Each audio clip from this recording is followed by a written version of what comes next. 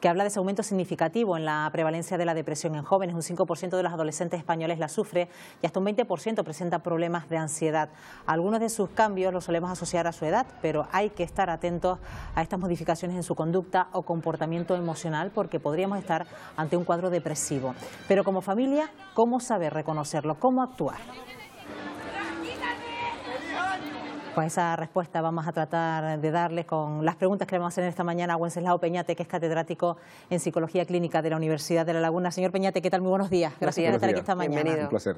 Bueno, solemos tal vez minimizar las familias, esos cuadros de tristeza, de ansiedad que pueden producirse en algunos adolescentes porque podemos achacarlos a problemas de la edad, ya tendrán preocupaciones, todavía son pequeños, pero podríamos estar ante un problema serio, ¿no? Sí, la depresión infanto-juvenil es un problema serio, es un problema de primer orden en salud y está bien esa llamada de atención tanto al profesorado como a las familias para que observen esos cambios comportamentales que aparecen en estos chicos y que están muy alejados de ser los cambios propios de lo que sería el periodo normal de desarrollo en la adolescencia, ¿no? Y tiene que ver con una sintomatología, sobre todo un cambio tanto a nivel emocional como comportamental, ¿no? Chicos que empiezan a cambiar su rendimiento académico, chicos y chicas que se empiezan a aislar, que se comportan de una manera irritable con los familiares, que empiezan a tener una visión muy pesimista de todo, muy existencialista. Esos cambios, si su vida ha sido así, digamos, desde pequeñitos, no pasa nada. Pero si observamos como un cambio, es una señal de alerta que deberíamos atender. Claro, señor Peñate, y también hay que estar atentos a la definición en sí de depresión, porque es verdad que todavía tenemos esa idea de, bueno, que estamos tristes, o no estamos hablando de una enfermedad, que a veces tiene causas que son internas y no tiene que ver con el entorno, aunque muchas veces está evidentemente influenciada la enfermedad, ¿no? Sí, hay personas más vulnerables que otras a desarrollar la depresión y a poco que el medio se lo promueva, claro, pues ya se van a deprimir. Pero también es verdad que hay razones objetivas para que la gente se deprima, sin que sean vulnerables, porque desafortunadamente la vida es así. Pero apreciando ese comentario, evidentemente la vida está llena de situaciones en las que estar triste es completamente lógico. Es razonable estar triste con algunas pérdidas, ¿no? Lo anómalo sería no estar triste, ¿no? Pero bueno, eso tiene un alcance pasajero y por lo tanto después de esa pérdida nos ajustamos y esa tristeza empieza a desaparecer o la empezamos a integrar en nuestra vida. ¿Hay una diferencia entre el cuadro depresivo de un adulto del cuadro depresivo de un adolescente, de un joven? Comparte muchos síntomas, muchísimos síntomas, ¿no? Pero quizá es importante destacar que, porque la gente tiene asociado, que no está bien, pero la gente tiene asociado los sentimientos de tristeza, el abatimiento, el desánimo, con depresión, que está bien, pero no suele ser el síntoma principal. Y además en los chicos y chicas adolescentes, de repente este síntoma no aparece. Es mucho más probable que aparezca lo que nosotros denominamos como anedonia. Y es que empiezan a desinteresarse por cosas que antes les gustaban, que les motivaban, que eran agradables. De repente empiezan a cambiar ese estilo de vida, ¿no? Un adolescente deprimido no estará a lo mejor llorando todo el día, sino a lo mejor tendrá otros síntomas que hay que entender. Por ejemplo, claro, los síntomas neurovegetativos puede aparecer la restricción y a veces está asociado a trastornos alimentarios, puede tener algún problema de sueño, pero no es lo habitual, puede tener algún acceso de lloro, pero no es tan habitual como sí lo es en el adulto, ¿no? Aquí el síntoma importante que la familia y el profesorado puede identificar es en la escuela, cuando el chico hace un cambio comportamental y se empieza a aislar. Y nota que hay un cambio de estilo, ¿no? Lo que antes le gustaba empieza a cambiarlo, la manera de vestir, la manera de comportarse, de responder, que note un cambio radical y que note esa tendencia al aislamiento. Y en la familia, si de repente lo ve más irritable de lo normal, responde de una manera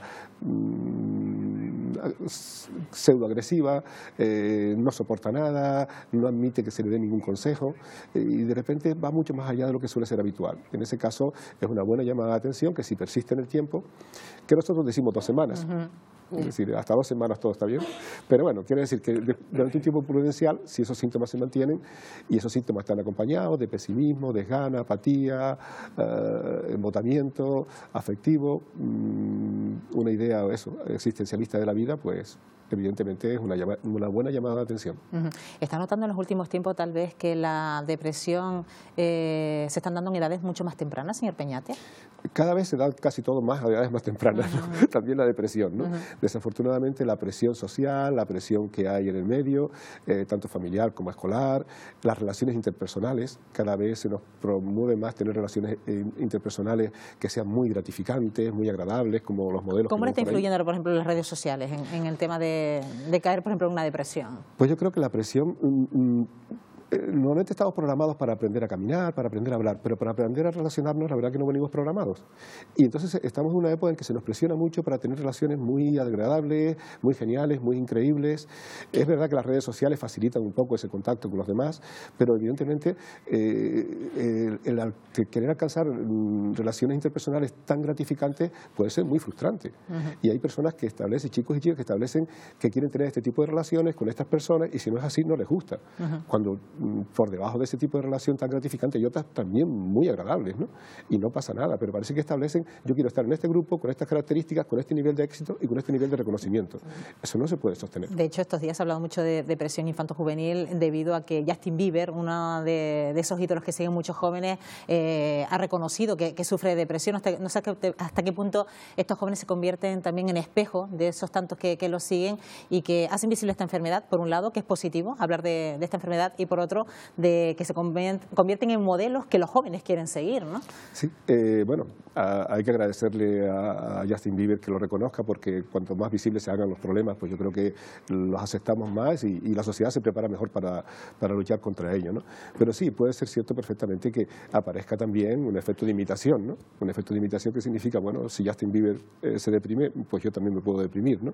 No creo que sea clínicamente muy relevante, ¿no? Pero bueno, puede tener ese efecto llamada, ¿no? Y lo que sí es interesante es que la depresión no tiene por qué estar asociada a situaciones de penuria o situaciones de desventaja social. No tiene por qué. Es decir, es un modo en que analizamos la realidad, un filtro negativo que se nos pone, y este filtro negativo se le ha puesto a Justin Bieber también, ha analizado su vida muy pronto, y no le ha gustado. Claro. Y ha tenido una respuesta emocional negativa, con tristeza y con desgano. Es importante, por tanto, señor Peñate, que los padres tengamos en cuenta que puede existir una depresión, que es una enfermedad entre los más jóvenes. Y a esa pregunta que le hacíamos también a nuestro invitado de por qué hay más casos de jóvenes con depresión, pues lo hemos trasladado también, Carlos, a las redes sociales, que nos han dicho. Así es, Marta, muy buenos días, señor Peñate. A priori decíamos, si estas generaciones tienen más cosas y a priori más facilidades que generaciones anteriores, ¿por qué hay jóvenes con depresión, que están tristes? Tenemos 3 respuestas, pero son bastante interesantes. Ali cree que vivimos en un mundo idealizado por las redes sociales y eso es negativo para los jóvenes. Asunción piensa que hay demasiadas clases extraescolares y pocas conversaciones con nuestros jóvenes. Les exigimos mucho y pone un ejemplo, sacan un 5 o un 6 en un examen y les pedimos más. E Inmaculada también cree que les sometemos a una presión demasiado grande. No viven como niños, les exigimos y si fracasan no lo viven como una fase, sino como algo temporal, sino como un ataque de sus padres. La sociedad, la competitividad y la publicidad no ayudan. Son las respuestas que tenemos hasta esta hora, Marta. Bueno, pues nos quedamos con ellas. Gracias, Carlos. Hasta luego. Con esa pregunta abierta está, bueno, a lo mejor esa presión y a lo mejor también justo el fenómeno contrario, a lo mejor que no se les presione demasiado y que la baja tolerancia a la frustración, digamos que los dos extremos pueden provocar también circunstancias complicadas para los jóvenes y que lo vivan mal, ¿no? Y poner el foco también en el chico o la chica, ¿no? Cómo el chico o la chica piensa.